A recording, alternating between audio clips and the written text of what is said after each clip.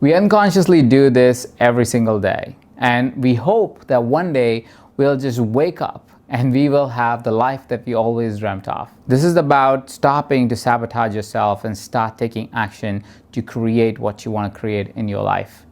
But this won't happen until you identify as to what is it that you need to do differently. Early on in my career, when I was first starting my business, I found myself stuck.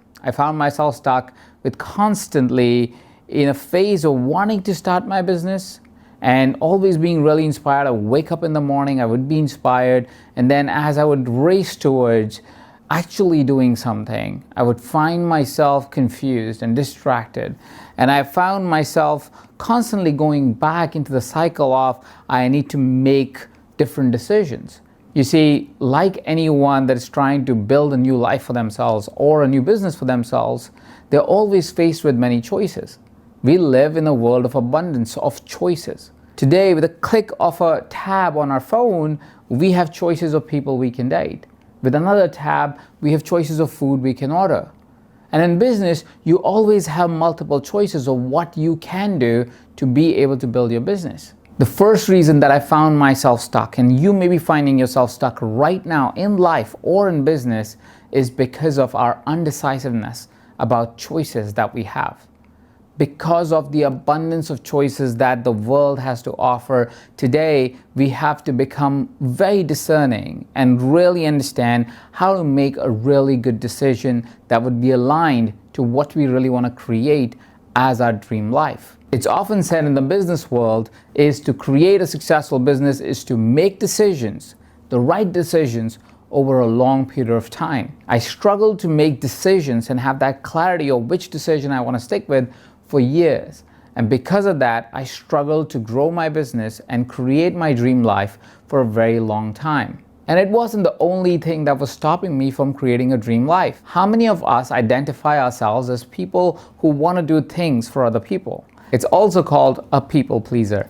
How many of us find ourselves wanting to do things for our interpersonal relationships? It could be a little help a friend needs, or something that a partner needs, or a parent needs, a colleague needs. And we tend to want to reach out and please these people because it gives us a sense of joy, it gives us a sense of belonging.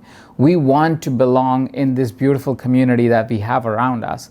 And because of that, we tend to prioritize other people over ourselves. And it was the same for me.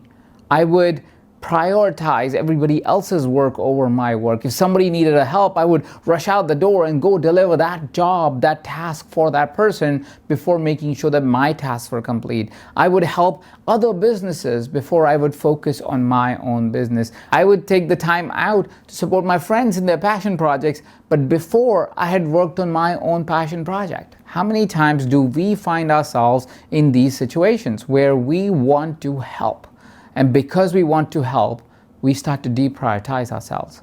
And that is where I was, and I found myself sabotaging my growth, my success, my potential, because I wanted acceptance from other people. I wanted to please other people. And you know what happened when I was pleasing other people?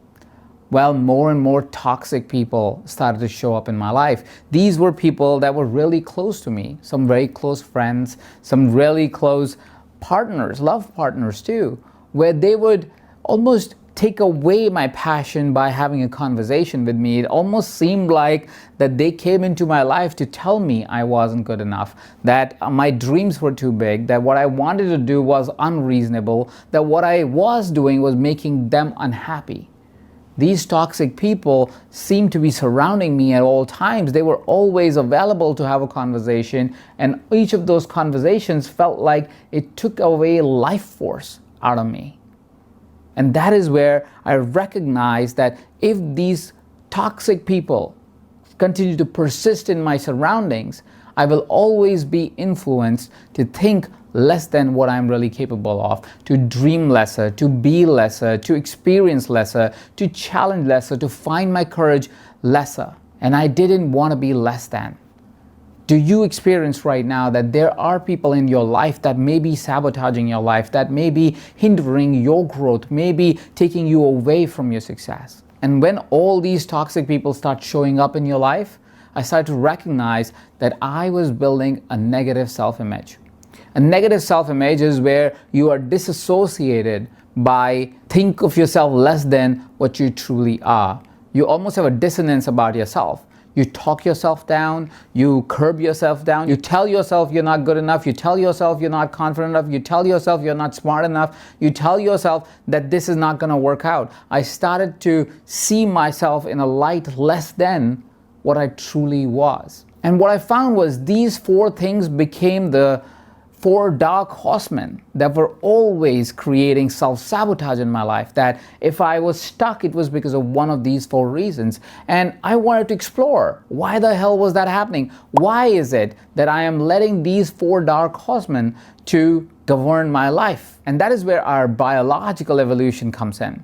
You see, biologically, you and I and all of us have evolved from a time when we were fighting for survival.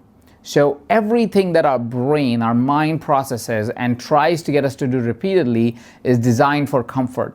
A lot of us think that our mind wants us to grow and develop and do big things and be courageous, but most of our mind is invested in protecting us. It wants us to stay safe. It wants us to stay comfortable. And it is all for the right reasons. For the longest time, everything was against us. The terrain was against us, seasons were against us, animals were against us, sometimes even humans were against us. So we were always under threat, and so our minds developed this protocol where it always wants to be safe. And because it always is trying to keep us safe, it tries to stop us from anything that may feel courageous, that may feel different. That means growth. So when we are living our daily lives, our mind is just simply telling us, don't grow, just take the same path to work every day, eat the same foods every day or kind of foods every day, eat the same kind of drinks every day, usually follow the same protocol of the day every day, and it tries to contain us in a safe, comfortable environment. But guess what happens when you stay in your safe, comfortable environment? Well, you don't grow. You don't progress. You don't take courageous next steps. You don't do things that will actually get you unstuck. So if you identify with the four dark horsemen that I talked about that may be sabotaging you and keeping you stuck in your reality, you may want to look at these simple techniques that will help you get past this self-sabotage, will get you past this stuckness that you might have found in your life or in your career, in your business, or even in your health. The first reason why we stay stuck and we self-sabotage is because we have too many decisions to make, we have too many choices. And that is where value-based decision making comes in. Value-based decision making is based on the idea that we all have some inherent values. If you really ask yourself, what are your key values? What is it that you value in life? There will be 3 to 5 things that would really be highlighted. For me, it is love, service, freedom, and health. If I have these 4 in order, I feel joyous, I feel great, I feel happy, and I am in alignment with what I want to be in my life. Now, when I have to make a decision, because I know my values, it's easier for me. I can simply weigh all of the different opportunities that I have or possibilities that I have against these 4 values. When I make a decision, does that conflict with my value of service? Does it conflict with my value of love? Does it conflict with my value of freedom? Does it conflict in my value of health? If it conflicts with any of the 4 things, this option is out. So this makes my decision making really easy, because firstly, I would eliminate most of my options simply by looking at if they conflict with any of my values. If I'm left with 3 or 4 options, now I would rate it based on which values does it need to fulfill for me to really feel aligned to this. For example, when I'm talking about business and career, that is directly associated to my value of service and freedom. If it doesn't feel like freedom to me, I don't want to do that business. So it becomes really easy for me to choose an option because I'm basing it off a value-based decision-making model. And once you make better decisions, you do run into the challenge of people pleasing. You want to help people, right? My value is service. I want to be able to contribute to other people's life. So how do I stop myself from people pleasing? How do I draw that line which stops me at the place where I am in service, but I am prioritizing myself so I can take care of myself too? And this is where the beautiful work of setting boundaries comes in. Boundary setting is simply an act of writing down what's okay and what's not okay, when something is okay, when something is not okay. For example, now that I know that I am always interested in being able to help everybody, especially the people around me, I have set a container for myself to prioritize myself. There's certain times in the day that are non-negotiable.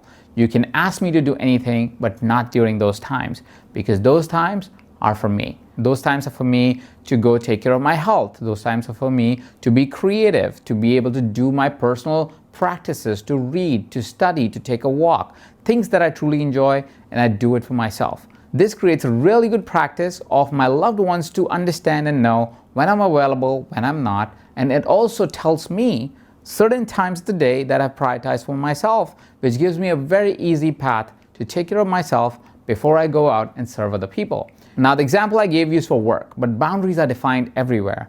We have set boundaries in my love relationships, in my parenting relationships, in my friendship relationships. I have set boundaries everywhere to make sure that I still am in service of my friends and my family members and my clients, but at the same point of time, I also make sure that I am taken care of. Now, while I was setting boundaries, of course, all those toxic people that were in my life started to really revolt against it.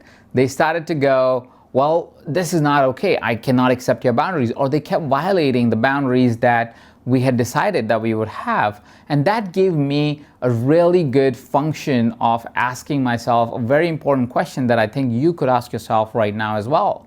Ask yourself, who is it that gives me energy? And who is it that takes away energy from me on a daily basis or a weekly basis? When I asked that question to myself, it was very obvious to me in a matter of minutes of people that gave me energy and also the people that took away energy from me. And because now I knew who gave me energy, I knew that I wanted to prioritize those relationships.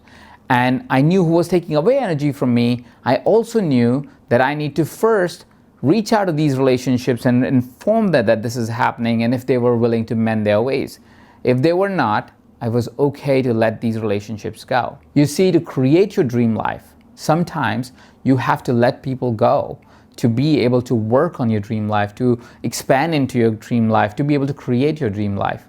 Now, sometimes these people will come back with positive energy when they're at a different stage of their life, and sometimes they're gone for good. Either of the ways, it'll be better for you for the long-term dream life that you want to live, that you let these people go. Now, initially, when you will be letting them go, it's going to hurt. It's going to be a little painful. It may even become a little bit of a fight between you and this person or these set of people.